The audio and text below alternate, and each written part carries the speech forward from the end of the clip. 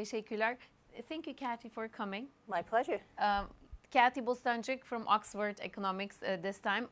Kathy, you're the expert of all those non-farm, and I had you on the right day. Yes, you Today did. is the day. There were two very important days this week. Yesterday was the ECB's decision, and today is from US, the non-farm payrolls. They came 217,000 as opposed to 215 according to Bloomberg estimates. What was your estimate, by the way, and are you happy with the results?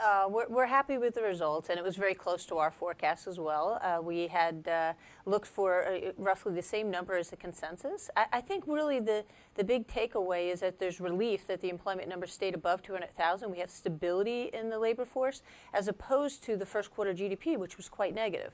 So I think this gives us a good contrast to the GDP number, and really we should put more belief and faith really on the employment data. That's true. How about the unemployment? That's 6.3, right? We were expecting 6.4.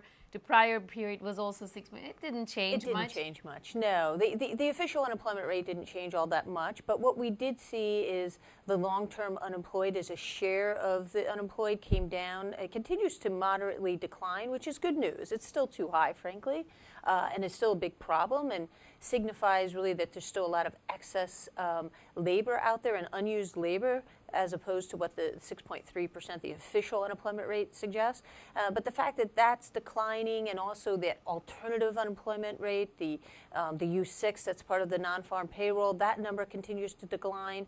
So we're headed in the right direction. It's just, I think the problem is it's just very slow. It is taking really slow.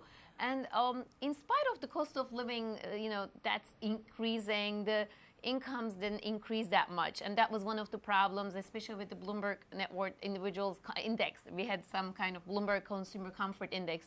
And then we saw the household net worth decreasing because of that or staying stable. And that was a concern. 70% were concerned in terms of the economic outlook. That all goes to the wages. The wages, especially the average hourly earnings. Right. Did we see a change? Bloomberg was expecting an increase from 0.00% to 0.2, I think. Right. And it came in at 0.2% on the month-to-month change. Year on year, depending which measure, there's two different wage measures, whether you're looking at production workers or supervisor workers. And both measures rose a bit, but they're just a little bit above 2%. You really would like to see that number closer to 3%. So it's another indication that there's still a lot of excess supply in the labor market, and that's holding down wages for now. But if we continue to see these type of job gains, it could be that we start to see wages pick up in a more meaningful way, but it's probably not for another 6 months or so. There is the Small Business Survey, the NFIB, National Federation of Independent Businesses. They have a question that asks employers, are you raising your wages? And the net percent has increased over the last couple of months. That's a great leading indicator for broad wage growth. It's also a good indicator for broad inflation measures. So it could be within 2 to 3 quarters we actually start to see wages pick up and inflation as well, though. You talked about the supply, the labor. Some experts, some strategists yesterday, they were on Bloomberg International, and they said, 215,000, 220,000. I really don't care. It's not going to make me happy. And then the anchor said, so what's going to make underemployment is the question. And I think Janet Yellen, the Fed head, Janet Yellen also talks about this, the underemployment. Have we seen any improvement this period? Yeah, it continues to modestly improve. I think the latest number this morning declined again a little bit, but it's still above 12%. It's still above 12%. Right. So it's really that's probably a better measure of, again, that people who are really willing to work but just can't find a job. Either they have to take a part-time job because they can't find full-time, or they're sort of marginally attached to the labor force. They would look, but they're not sure they'd find one, so why bother?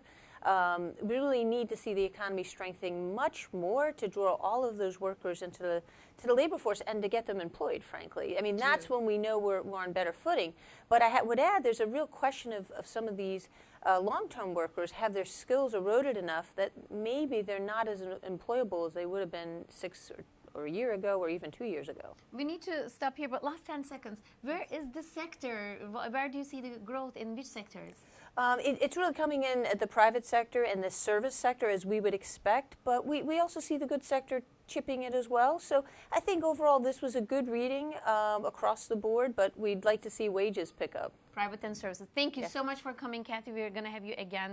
And congratulations for your Oxford research. Yes, the promotion. Thank you very much for coming. My pleasure. Sohbetimiz burada sona erdi. Söz tekrar sizde İstanbul'da.